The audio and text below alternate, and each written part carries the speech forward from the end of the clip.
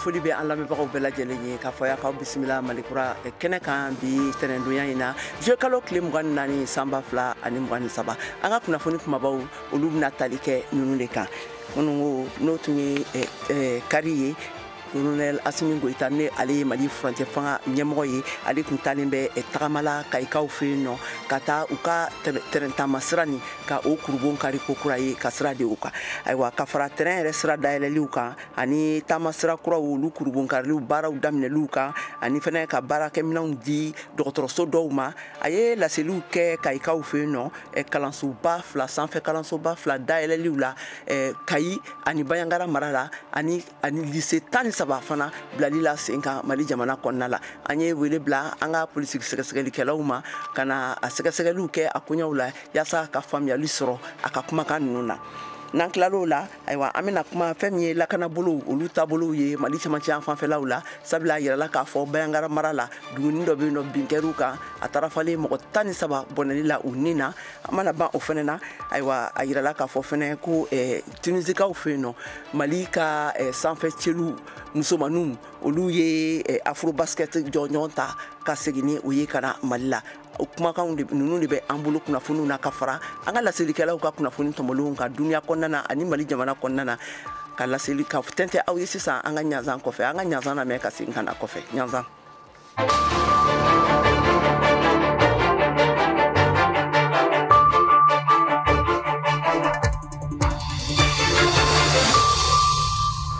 ka segin tuguni ka foli ni tanuni bila an lamɛnbaga bɛɛ lajɛlen ye ka a fɔ ye aw ni cɛ aw ka kulomajɔ la an bɛ Malikura jɛmukan de kɔnɔna la nin waati na ka bɔ studio 6nan kɔnɔna na VOA soba la Washington DC aw kulo bɛ Kajatu Tarawele de kumakan na ayiwa an ye a fɔ aw ɲɛna ko kunungo fɛn min ye Colonel Assimi Goïta ye n'ale ye Mali jamanakuntigi ye ayiwa a kun talen bɛ taama la Kayikaw fɛ yen nɔ a ka saranganiw senfɛ a ye kuma caman fɔ an ka dɔɔni lamɛn a la ka segin ka na kɔfɛ ka na kuma di an ka sɛgɛsɛgɛlikɛlaw ma. Kayika ani tile Kayika bɔra ani ce Kayika a tɛ bɔ kɔnɔ an nana bɔ ye bi ka na foli bila aw la n bɛna Mali bɛɛ fo Kayi yan n tɛ ɲinɛ an ka tunkarakɛw kɔ an ye Malikura ko a bankera kɛmɛ sira la mɔgɔ 96 ani kunkan fɛ olu ko k'u sɔnna a ma minnu ko k'u ma sɔn ma u fana ma sɔn ma k'a da u ka faamuyali u n'u ka hakililanta de ma hali bi bɛɛ k'i cɛsiri a ka laɲini dɔ tun bɛ yen ala y'a kɛ bi olu sabatira Kayi sandare o baara daminɛli ani Kayi lycée o biriki fɔlɔ dali ani chemin de fer baaraw daminɛli fɛn bɛɛ gulonnen bɛ lakana de la o de y'a to an ye baara daminɛ lakana la fɔlɔ i mana lakana kɛ togo o togo fɛn fila bɛ yen a n'olu tala ɲɔgɔn ye tuma bɛɛ diplomasi an bɛ kɛlɛ min na n'u jatigɛ wale mɔgɔw ka kɛlɛ ye jamana kelen tɛ se ka kɛ jamana kelen ala ɲɛ bɛ jamanaba minnu na bi u bɛ fara dɔ de kan dɔ de bɛ fara u kan k'u ka se ka kɛlɛ kɛ o de hukumu na an ka jɛɲɔgɔnya an bɛ jamana ɲini jamana minnu b'u kɔnɔ diya an ye jamana minnu jɛlen don jamana minnu b'an dɛmɛ an ka baara la an bɛ ka baara dɔ kɛ mun b'a to sɔrɔdasiw u bɛ don so minnu kɔnɔ u ka se ka donyɔrɔ sɔrɔ ni sɔrɔdasikɛ bɛ taa mission na maɲumatɔ ko don o de hukumu kɔnɔ an bɛ ka so dɔw jɔ 4 ɲɔgɔn na a tɛ armée bɛɛ bɔ mais u bɛɛ ye jigiya dɔɔni an bɛ ka dɔgɔtɔrɔso dɔ jɔ dɔgɔtɔrɔso min b'a to n'an ka sɔrɔdasiw banana u tɛ taa furakɛ kɛnɛ ma bilen b'a to a tɛ taa fo jamana ka yiriwali u ka tugu sɔrɔdasiw ka baara la ka Comatex k'o wuli ka INPP k'o wuli ka chemin de fer ka terrain na wuli olu ye nɔgɔmaniw ye an y'a se maliyɛnw ko k'a fɔ ko Mali sanu a ka kɛ maliyɛnw ta ye o de hukumu kɔnɔna na dɔnna ko Mali jamana a bolo a sen sirilen don ka di nanzaraw ma ni nana i bɛ fɛ ka kɛ cogo min na an bɛ fɛ ka kɛ cogo min na i b'a kɛ ten n'i ma sɔn ma i ka sira an man ka sira la an bɛna usine 2 jɔ CMDT la o bɛɛ jamana ka yiriwali hukumu kɔnɔna la Kayikaw ko ka université d'u ma Kayikaw université dɔrɔn ma bi tɛmɛnen kɔ an bɛna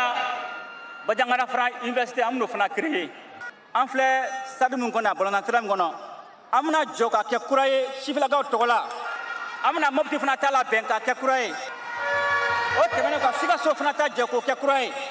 an bɛna kura jɔ yɔrɔ min na o ye Tɔnbɔkutu ye terrain tɛ yen an bɛna terrain kura jɔ Tɔnbɔkutu o tɛmɛnen kɔ b'a bɛɛ fo.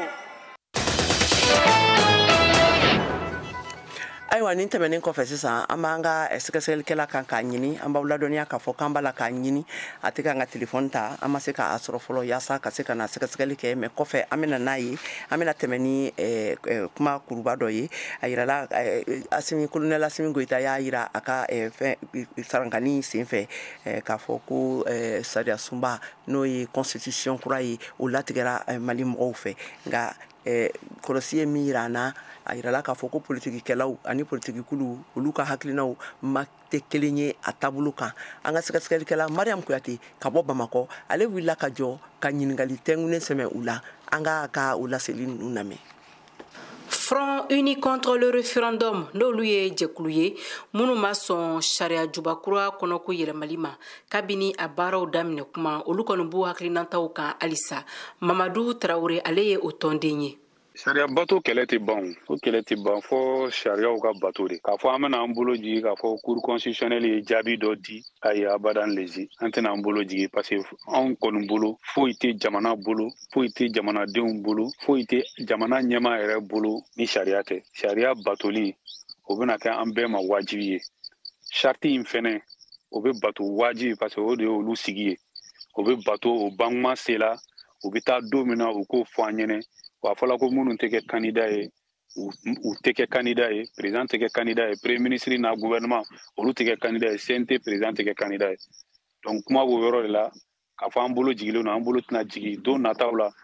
a bɛna an ka kɛtaw ye a bɛna an ka fɔtaw mɛnɛ fɛnɛ. Ka kɛɲɛ n'o hakilina ye silamɛtɔn dɔw bɛ yen minnu fana ma sɔn ni sariya sunba kura in ma kɛrɛnkɛrɛnnenya la sɛbɛnfura min bɛ laïcité ko fɔ a kɔnɔna na Mohamed Kibiri ale ye o silamɛtɔn jɛkulu maa dɔ ye a ka fɔla k'u ka kɛlɛ kɔni bɛna to sen na hali n'a sɔrɔ tɛgɛnɔbilakɛla ni sɛbɛn kofɔlen na jamanakuntigi fɛ. Anw ko an t'a fɛ fɛn bɛna si to ye le caractère laïque du pays wa an b'o kɛlɛ la bi an b'a kɛlɛ la sini. An fana tɛ sigi bilen dɛ an ka misiri kɔnɔlaw an ka wajulikɛlaw fɛn kelen kɔni bɛ k'a fɔ aw ye silamɛw ye a ye taa ka misiriw kɔnɔ a y'a dabɔ a la o banna pewu an tɛ sigi bilen ka jamana to maaw bolo k'a k'u sago ye a mana ɲagami tuma min ka na se an ma a y'u la ka dugawu kɛ a ye dugawu kɛ an ye dɔ kɛ dugawu kɛ in da sago ye an yɛrɛ b'an bolo don a la sa ka jɛ k'a dilan n'an m'a kɛ Alahu Taala b'an ɲininka. Fan wɛrɛ fɛ parti politiki dɔw olu fana ka yeta la ko nin bɛna kɛ fiɲɛbɔda ye Mali jamana ma. Amadou Aya ale ye cadre d'échange ma ye. Ne kɔni bolo sariya sunba min ye kura ye sisan an min b'an kunna bi parce que a b'an kunna bi dɔw ye ɲɔngirila ka ban fɛn caman b'a kɔnɔ ni mɔgɔw y'a jateminɛ ni an sera ka baara kɛ o ka ɲi jamana ma o caman b'a kɔnɔ fɛn caman b'a kɔnɔ minnu n'a baara kɛra o b'a to daniya bɛ sinsin mɔgɔw ni ɲɔgɔn cɛ an k'an tɛgɛ di ɲɔgɔn ma an ka nin baara in kɛ Mali ko don mɔgɔ kelen ko tɛ Asimi y'a kɛ bi sini kɛnɛ sini mɔgɔ t'a dɔn min bɛ kɛ Mali président ye sini kɛnɛ mɔgɔ t'a dɔn min bɛ se kɛ Mali président ye. An bɛ se ka fɔ Mali sariya sunba ale kɔni kɔnɔkow yɛlɛmana sabula tɛgɛnɔbilakɛla la ka ban jamanakuntigi fɛ kolonɛl Asimi Goyita a ka kɔrɔfɔ kɔnɔ jamanakuntigi y'a jira k'a fɔ ko ni sɛbɛn kura k'a na kɛ sababu ye Mali kura ko min yɛrɛ laɲininen don ko ka o lawaleya. Mariam Kuyate ka laseli don ka bɔ Bamako VOA Bambara tɔgɔ la. Ayiwa an y'a fɔ aw ɲɛna jɛmukan daminɛna k'a fɔ ko kolonɛl Asimi Goyita ka taama in senfɛ a ye sarangaliw kɛ mɔgɔw la k'a to Kayi a kumana fɛn caman kan Mali yɛrɛ kunkow ni a fɛn caman kan awa n k'an ye wele bila an ka sɛgɛsɛgɛlikɛla dɔ ma ka na ale tɔgɔ ko Amadu Alpha Sissogo ka bɔ Bamakɔ yaasa ka se ka faamuyali sɔrɔ Asimi ka kumakan ninnu na. Ayiwa Amadu Sissogo ni tulo b'an na i k'i bisimila Malikura kɛnɛ kan. Marhaban se aw ni ce. Ayiwa bisimila ayiwa ɲininkali fɔlɔ ye min ye o ye mun de bɛ se ka to adamadenw ani malidenw hakili la ka kɛɲɛ ni Asimi ka discours nin ye. Bon ne bɛ se ka min fɔ Asimi ka discours la o ye a ye fɛnba min fɔ n'o bonyana discours kɔnɔ fɛn bɛɛ ye Kayi ye o ye ko Mali kɔrɔ taara. Mali kura wolola o ye koba de parce que n'i y'a lajɛ Mali kɔrɔ ni